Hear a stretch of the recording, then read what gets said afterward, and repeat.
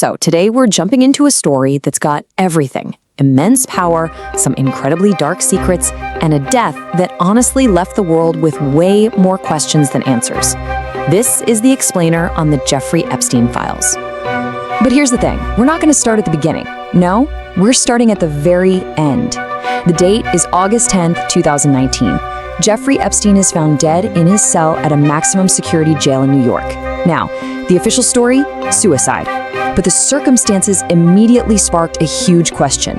Did he really take his own life, or was he silenced? I mean, just look at the details from that night. They're staggering.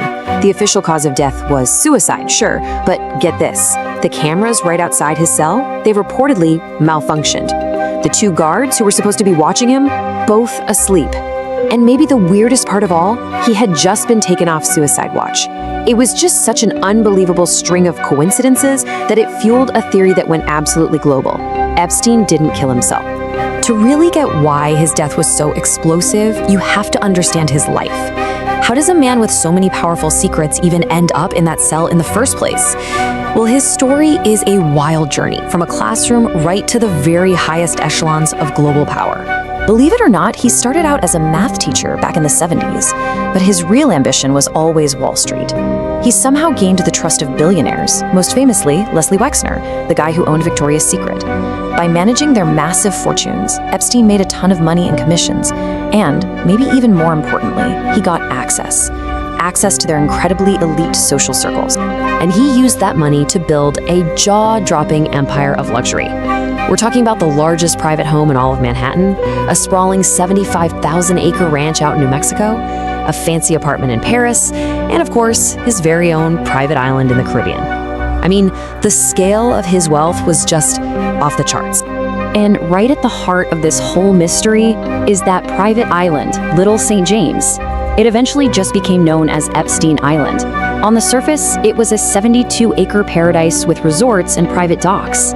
But reports also claim it had a network of underground tunnels, which just raises all kinds of questions about what was really going on there, hidden away from the rest of the world. So, how did all his powerful friends get to this super private island?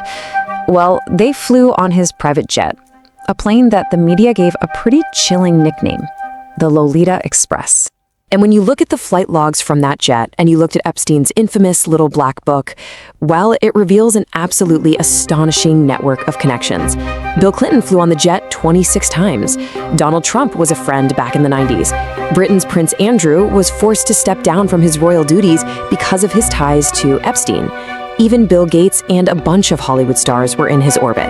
You see, this wasn't just a list of friends, it was a shield of influence. So this is the crucial question, right? Were these people just his buddies, or was something way more sinister going on? When the FBI raided his properties, they found stacks of CDs and photos, which has fueled this persistent theory that Epstein wasn't just collecting friends, he was collecting blackmail. Because behind all the glamour, the private jets, and the islands, the US government alleged that Epstein was running a horrific criminal enterprise, a sex trafficking ring that preyed on underage girls. And he wasn't doing it alone. You had Epstein, the architect, who used his money and power to make it all happen. And then you had his key accomplice, Ghislaine Maxwell. She was the daughter of a British media mogul, and prosecutors argued she was basically the madam of the whole operation, the one who recruited vulnerable young girls with promises of money and opportunity. The road to justice here was just incredibly long and painful. Back in 2005, a survivor named Courtney Wild was brave enough to file the very first police report. But in 2008, a secret plea deal was struck that kept the victims completely in the dark. It literally took 10 more years for journalist Julie K. Brown to expose that deal, which sparked so much public outrage that it finally led to his re-arrest in 2019. And that 2008 plea deal?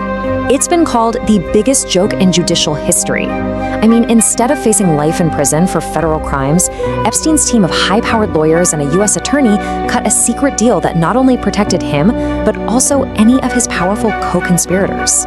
And the terms of that deal were just shocking. His sentence was only 18 months, and that was in a county jail, not even a federal prison. He only ended up serving 13 of those months, and he got total VIP treatment, being allowed to leave the jail every single day for work release.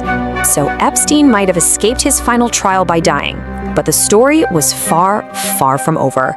The focus just shifted to his powerful network and, most importantly, to his #1 accomplice. Oh yeah, a reckoning was coming. In July 2020, the FBI found Ghislaine Maxwell hiding out and arrested her. And at her trial, survivors gave this heartbreaking testimony describing her as the absolute mastermind of the recruitment scheme. And finally, in June of 2022, a verdict was delivered. Ghislaine Maxwell was sentenced to 20 years in federal prison. Now, think about that. A huge contrast to the 13 months Epstein served. And for her victims, it was a long, long-awaited measure of justice. After Epstein's death, a compensation fund was set up using his massive estate. To date, it has paid out over $121 million to more than 150 survivors, a financial acknowledgement, at least, of the incredible harm they suffered. But here's the thing. Even with Maxwell locked away, this story still isn't finished. Not by a long shot. Because the real intrigue now is in the thousands and thousands of pages of court documents that were sealed for years, documents that we now call the Epstein Files. And while some of these files have been unsealed, revealing names and new details, this is the fact you have to remember.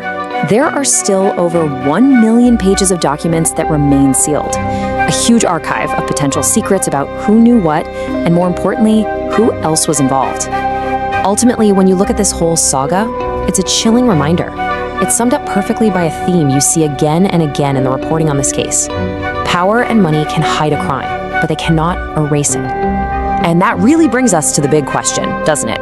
The fallout has already been huge. A prince stripped of his titles, a socialite spending decades in prison, but with over 1 million pages of secrets still waiting to be revealed, the biggest question is this: what and who is still buried in the files?